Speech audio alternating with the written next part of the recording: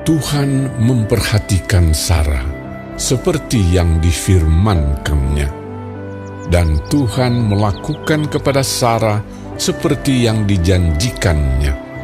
Maka mengandunglah Sara, lalu ia melahirkan seorang anak laki-laki bagi Abraham dalam masa tuanya, pada waktu yang telah ditetapkan sesuai dengan firman Allah kepadanya.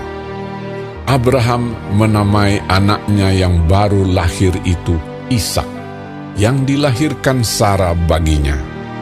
Kemudian Abraham menyunat Ishak, anaknya itu, ketika berumur 8 hari, seperti yang diperintahkan Allah kepadanya. Adapun Abraham berumur 100 tahun ketika Ishak anaknya lahir baginya. Berkatalah Sara, Allah telah membuat aku tertawa. Setiap orang yang mendengarnya akan tertawa karena aku. Lagi katanya, siapakah tadinya yang dapat mengatakan kepada Abraham, Sara menyusui anak? Namun aku telah melahirkan seorang anak laki-laki baginya pada masa tuanya. Bertambah besarlah anak itu dan ia disapih. Lalu Abraham mengadakan perjamuan besar pada hari Ishak disapih itu. Pada waktu itu Sara melihat bahwa anak yang dilahirkan Hagar, perempuan Mesir itu bagi Abraham, sedang main dengan Ishak anaknya sendiri. Berkatalah Sara kepada Abraham, usirlah hamba perempuan itu beserta anaknya, sebab anak hamba ini tidak akan menjadi ahli waris bersama-sama dengan anakku Ishak. Hal ini sangat menyebalkan Abraham oleh karena anaknya itu. Tetapi Allah berfirman kepada Abraham, janganlah sebal hatimu karena hal anak dan budakmu itu.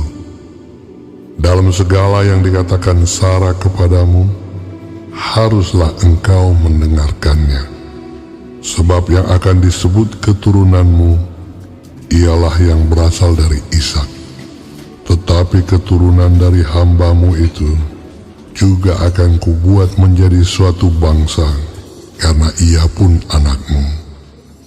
Keesokan harinya, pagi-pagi Abraham mengambil roti serta sekirbat air dan memberikannya kepada Hagar. Ia meletakkan itu beserta anaknya di atas bahu Hagar. Kemudian disuruhnyalah perempuan itu pergi. Maka pergilah Hagar dan mengembara di padang gurun Beersheba.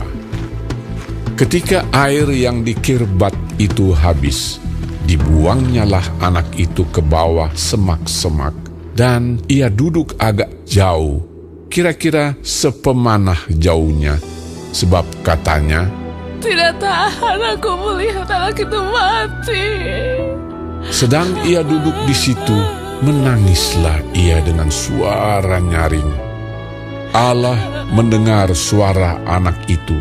Lalu malaikat Allah berseru dari langit kepada Hagar, katanya kepadanya, apakah yang kau susahkan, Hagar? Janganlah takut, sebab Allah telah mendengar suara anak itu dari tempat ia terbaring.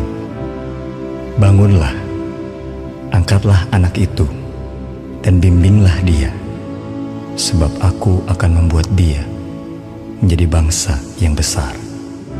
Lalu Allah membuka mata Hagar, sehingga ia melihat sebuah sumur. Ia pergi mengisi kirbatnya dengan air, kemudian diberinya anak itu minum. Allah menyertai anak itu, sehingga ia bertambah besar. Ia menetap di padang gurun dan menjadi seorang pemanah. Maka tinggallah ia di padang gurun Paran, dan ibunya mengambil seorang istri baginya dari tanah Mesir. Pada waktu itu Abimelek beserta Pikol, panglima tentaranya, berkata kepada Abraham, Allah menyertai engkau dalam segala sesuatu yang engkau lakukan. Oleh sebab itu, bersumpahlah kepadaku di sini demi Allah, bahwa engkau tidak akan berlaku curang kepadaku, atau kepada anak-anakku, atau kepada cucu cicitku, sesuai dengan persahabatan yang kulakukan kepadamu. Demikianlah harus engkau berlaku kepadaku dan kepada negeri yang kau tinggali sebagai orang asing. Lalu kata Abraham, Aku bersumpah. tetapi Abraham menyesali Abimelek tentang sebuah sumur yang telah dirampas oleh hamba-hamba Abimelek. Jawab Abimelek, Aku tidak tahu siapa yang melakukan hal itu. Lagi tidak kau beritahukan kepadaku, dan sampai hari ini belum pula ku dengar. Lalu Abraham mengambil domba dan lembu dan memberikan semuanya itu kepada Abimelek. Kemudian kedua orang itu mengadakan perjanjian. Tetapi Abraham memisahkan 7 anak domba betina dari domba-domba itu.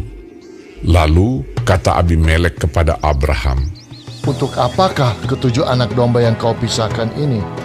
jawabnya, Ketujuh anak domba ini harus kau terima dari tanganku untuk menjadi tanda bukti bagiku bahwa akulah yang menggali sumur ini. sebab itu orang menyebutkan tempat itu Bersheba, karena kedua orang itu telah bersumpah di sana. Setelah mereka mengadakan perjanjian di Bersheba, pulanglah Abimelek beserta Pikhol, panglima tentaranya, ke negeri orang Filistin. Lalu Abraham menanam sebatang pohon tamariska di Bersheba dan memanggil di sana nama Tuhan, Allah yang kekal. Dan masih lama Abraham tinggal sebagai orang asing di negeri orang Filistin.